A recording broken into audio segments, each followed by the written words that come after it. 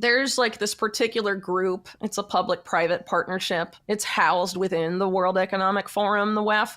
But the main, I guess, groups that compose this partnership are the FBI and the DOJ and the Secret Service, Israel's one of their security agencies, and the UK National Crime Agency, and then a bunch of banks, right? And then a few tech companies here and there. I think Palantir, maybe it's PayPal, Microsoft. I mean, some of these big guys are there. And basically, they're led by a former Israeli spy named Tal Goldstein that used to develop a lot of really crazy policies for Netanyahu. And Jeremy Jurgens, who I guess is number 2 at the WEF after Klaus Schwab, at the big WEF meeting earlier this year, was like, yep, big giant cyber attack before 2025. And, you know, the part of the WEF-PAC, the Partnership Against Cybercrime, that's the DOJ and all of these guys, say that it's going to be a cyber attack on the banks. Isn't that convenient that, like, the banks can just be like, oh, well, we've collapsed, but it wasn't our fault. It was the fault of these nasty hackers. And I'm sure the hackers will be Hamas and Iran, you know. They can blame anyone. Whitney Webb discusses a collaboration involving major organizations, agencies, and companies under the umbrella of the World Economic Forum, WEF. This partnership includes significant entities like the FBI, the Department of Justice, DOJ, the Secret Service from the U.S., an Israeli security agency, the UK National Crime Agency, various banks, and technology companies like Palantir, PayPal, and Microsoft. This group is co-led by Tal Goldstein, a former Israeli spy with a background in developing policies for Benjamin Netanyahu, and Jeremy Jurgens, who is a high-ranking official at the WEF. Webb raises concerns about the prediction of a major cyber attack on banks before 2025, discussed at a WEF meeting. The forecast suggests this cyber attack could be a significant event, allowing banks to deflect blame for any financial collapse onto the hackers, potentially labeled as groups like Hamas or Iran, rather than their own infrastructural vulnerabilities or failures. She implies that this situation might be convenient for the banks and involved tech giants, suggesting a level of planning or foreknowledge about the attack.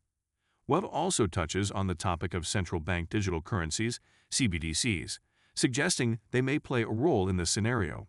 Her overall message appears to be a cautionary tale about the potential for a planned or foreseen cyber attack, urging the public to be skeptical of the motivations behind such predictions and the rapid push toward digital currencies. In simpler terms, Whitney Webb is warning people about a big planned cyber attack that groups like the World Economic Forum, big banks, and tech companies know about. She suggests they might use this attack as an excuse if the banks have problems, blaming it on hackers instead of their own issues. Webb thinks everyone should be careful about this and question the push for digital money that could come from it. Anyone can do it. Anyone can blame anyone. So it's very difficult to attribute. And even if you look at headlines about cyber attacks that have happened over the past several years, it's usually a cybersecurity company that, if you look on its website, was created by In-Q-Tel, the CIA, or it was created by Israel's Unit 8200, which is Israel's like NSA equivalent. And they're saying stuff like, high probability that it might have been these guys, and our proof is that we don't have any proof, but it looks like something they might have done before. We think they did before. I mean, it's just like, there's no evidence for anything, but out of, you know, that gobbledygook, you get a headline that says, Chinese hackers responsible, you know, or, you know, Iranian hackers responsible. And that's all people see and read, right? There's this whole group of the big banks that's very secretive, and it's affiliated with WEF-PAC, and they have been gaming this out since like 2021 or so. It's a FS-ISAC, the Financial Services Information Sharing and Analysis Center. Yeah, and they collaborated with the European Central Bank, the Fed, the Carnegie Endowment, that at the time was run by the current CIA director, William Burns, talking about exactly how this was going to play out, the cyber attack on the banks. In parallel to all this going on, the Bank of International Settlements has been running CBDC trials with partner central banks around the world. So maybe they're doing that in parallel. The cyber attacks happen, and it's like, oh, thank God we've been running this. But I think they're going to do it a couple different ways to try and keep populations from rebelling against it in certain countries where there's a growing awareness about CBDCs. So I think it's pretty clear that direct issue CBDCs, like as the BIS has laid out, are going to or have already happened in basically BRICS countries. So Brazil, Russia, China, it's all pretty much set up to play out that way, just as the BIS has foretold. But I think in some of these countries where the population is more wary of CBDCs or obvious centralized control of CBDCs, they're going to try and keep the two-tier system, as it exists like right now in the US, and basically have the CBDC exist, but the public doesn't necessarily interact with it, which is, essentially what FedNow is going to be, right? It's about settlements like between banks, and they'll use the CBDC, and then the public will interact instead with deposit tokens, and that'll be issued by the commercial banks, and that's what the public will interact with. And they're not called CBDCs, but they're programmable money, and they're going to run on the rails of FedNow. And it's really not that different of a system, but they can, I have my JP Morgan deposit tokens, and I have my Citibank deposit tokens, and I have my Wells Fargo deposit tokens, and it's not a CBDC, right? Whitney Webb talks about the complexity and ambiguity surrounding cyber attacks and how they're reported. She points out that many cybersecurity companies, which often claim to identify the perpetrators behind these attacks, are actually created by intelligence agencies like the CIA or by military units, such as Israel's Unit 8200. These companies sometimes accuse countries like China or Iran of being behind cyber attacks without solid evidence, relying on vague suspicions or past behavior rather than concrete proof. Webb also mentions a secretive group of big banks connected to the World Economic Forum's Partnership Against Cybercrime, WEFPAC. This group, along with major financial and intelligence entities, has been planning and simulating how a cyber attack on banks could unfold since around 2021. She highlights how these simulations involve key financial institutions and think tanks, suggesting there is a coordinated effort to prepare for such an event. Parallel to these developments, the Bank of International Settlements, BIS, is conducting trials with central banks worldwide on central bank digital currencies, CBDCs. Webb suggests that these trials might be related to the expected cyber attacks, implying that the move towards CBDCs could be accelerated by these events. However, she also speculates that the approach to introducing CBDCs may vary by country, based on the population's awareness and acceptance of digital currencies. In countries where there's more skepticism towards CBDCs, she believes that a two-tier system might remain. In this system, the central bank uses CBDCs for transactions between banks, while the public continues to use digital tokens issued by commercial banks for everyday transactions. These tokens, while not directly called CBDCs, would essentially serve a similar purpose and be part of the digital currency ecosystem.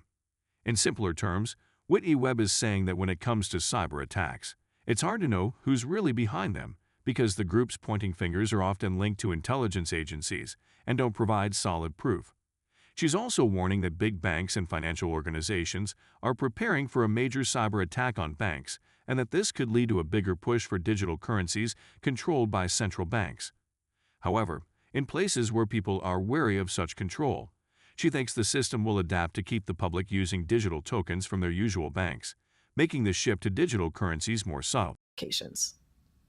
So we can expect a Cyber Patriot Act to come after this event. Yeah, that's going to have that stuff in it because they've already mapped out the policy. And then, of course, the end of online anonymity means tying a government-issued ID to your internet access and having internet access, require that at the ISP level. And that's what they've mapped out to do. It's extremely terrifying. The internet as you know it now will not exist after this happens, right? And you'll, what they'll say is, oh, you want to be allowed to be back online, you have to get this ID, which of course is going to be some sort of digital ID equivalent, since they're pushing for all of this with the CBDCs at the same time, right? But the goal is no anonymity period and to have everything you do surveilled and compiled and have AI oversee it all and do all this predictive policing, pre-crime stuff based on what you've already done and what you will do. So essentially, the most important thing to do is not to participate in the system after that event. Just don't do it. So I would say if you want some of the stuff that's like on the internet now in terms of like knowledge, back that up offline. Download it, put it on hard drives, Faraday bag it, keep it, safe. Because if you might want that stuff after all this happens and you don't want to have to, get the cattle tag to be able to be online, you definitely think ahead. Because if you want to believe what the WEF says about this timeline on this stuff, which is I would take them seriously, you've got like a year, give or take a few months before the internet gets, nuked. In the concluding part of her speech, Whitney Webb emphasizes her concerns about the future of digital and financial privacy, prompted by the potential of a major cyber attack and the rise of central bank digital currencies, CBDCs. She paints a picture of a world where big players like tech giants, alongside government agencies, play a significant role in shaping cybersecurity and financial policies within a framework set by the World Economic Forum. This collaboration, she argues, could lead to a scenario where banks and institutions might push for the use of programmable money, not necessarily issued directly by central banks, but with similar implications for control and surveillance. Webb warns of a Cyber Patriot Act type of legislation following the anticipated cyber attack, aimed at increasing surveillance and reducing online anonymity. She suggests that such policies would require internet users to tie their government-issued ID to their online activities, effectively ending the era of anonymous internet use. This move, according to Webb, is part of a broader agenda to enhance surveillance control and the ability to predict and police individuals' behaviors through advanced technology and AI. Her stark warning extends to the idea that the internet, as we know it, may drastically change, urging viewers to prepare by backing up valuable information from the internet onto offline storage to maintain access to it without having to comply with invasive identification and surveillance measures. In simpler terms, Whitney Webb is telling us to be aware and prepared for big changes in how we use money and the internet. She's worried about a future where our every move online is watched and controlled, and where our money can be programmed with rules on how we can use it. She suggests that soon we might not be able to use the internet without showing ID, and everything we do online could be tracked. Webb's advice is to save important information from the internet now, so we have it even if these changes happen and make it harder to access or share information freely.